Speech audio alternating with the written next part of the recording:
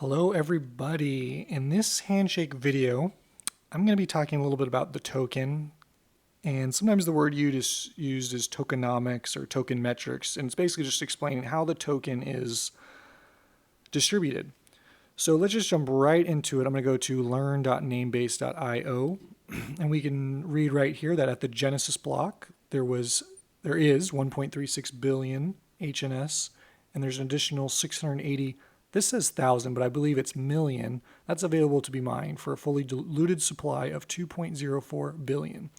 So if you remember, Bitcoin has a max supply of 21 million, and it is proof of work, similar to Handshake, and those coins are mined. So there's 680 million available to be mined, and like Bitcoin, there is a halving. So we can see the first one it occurs after 3.25 years, and then after 5 years, about 430 million of the mineable coins will have already been mined.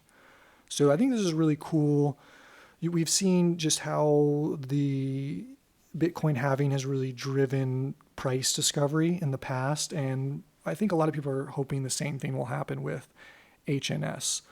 But let's for a moment focus on the Genesis block, the 1.36 billion HNS. So a full 952 million HNS, which is 70% of the initial supply, that's available to be claimed via airdrop by these categories of people. People that have GitHub accounts, Keybase accounts, people that are developers, coders that meet these requirements. They're available for, I believe it is 4,000 HNS. And that is to encourage adoption. It's to encourage people to start building, start tinkering with the project, etc., etc. And next we have the founding contributors. They were granted 7.5%. And the people that invested in the project, the venture capitalists and such, they were given 7.5% in exchange for $10.2 million. And I believe that $10.2 million, that was immediately donated to open source projects. And we can go over here and see some of the people that were the project sponsors: Sequoia Capital, A16Z. Those are some of the really big names in venture capital in the blockchain and crypto sphere.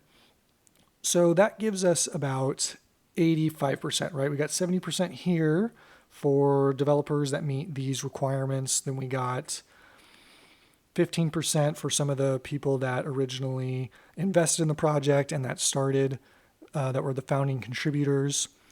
And what is really, really interesting to me and is super different than a lot of other cryptocurrency projects I see out there is that no single entity controls more than 1.5% of the initial supply, unless there's one of these entities that's been constantly buying coins.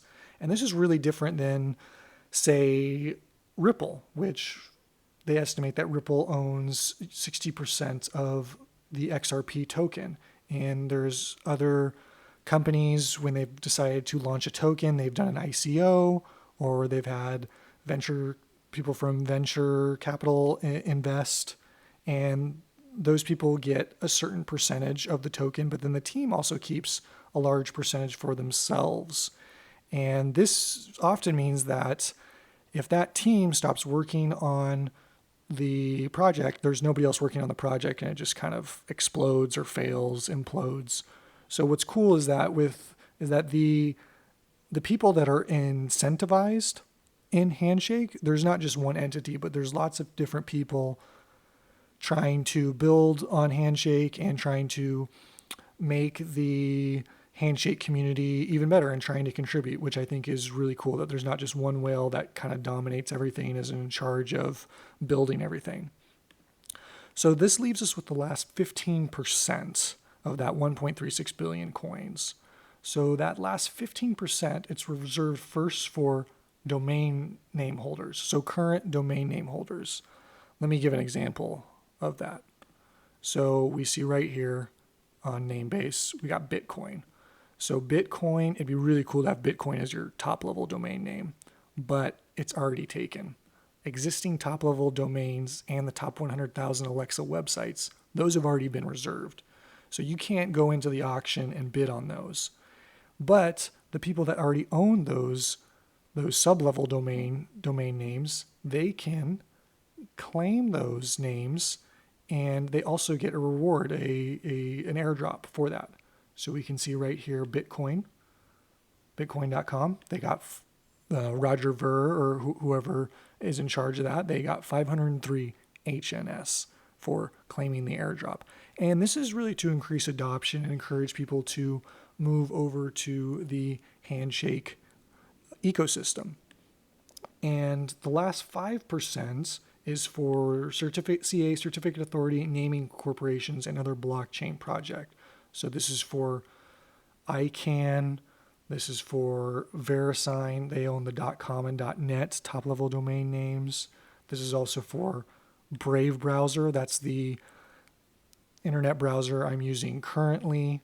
And let's see if they've already claimed theirs. Yep, they've already claimed theirs right here. Brave.com. And they got 3 million HNS just for claiming that airdrop. That's pretty cool.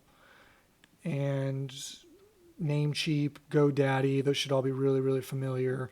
And we can see over here, these are all of the, at dns.live, these are all the top domain names that have not been claimed yet.